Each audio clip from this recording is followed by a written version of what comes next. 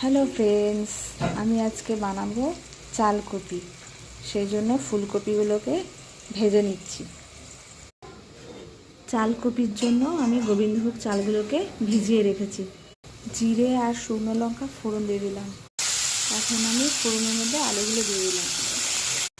আলুটা লাল লাল করে ভাজা হয়ে গেছে। এখন আমি ভিজিয়ে রাখা গোবিন্দভোগ চালটা এর মধ্যে দিয়ে দেবো।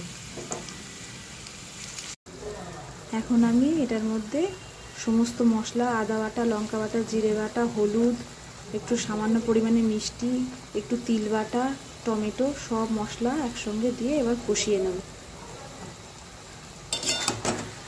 এখন আমি ভেজে রাখা কপিটা এর মধ্যে দিয়ে দেবো।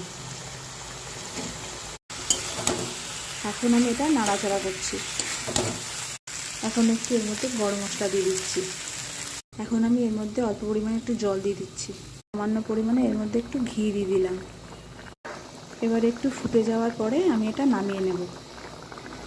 অল্প একটু গোলমরিচের গুঁড়ো দিয়ে দিলাম। এই যে আমার চালকপি রেডি হয়ে গেছে। এটা আপনাদের কেমন লাগলো অবশ্যই কমেন্ট করে জানাবেন।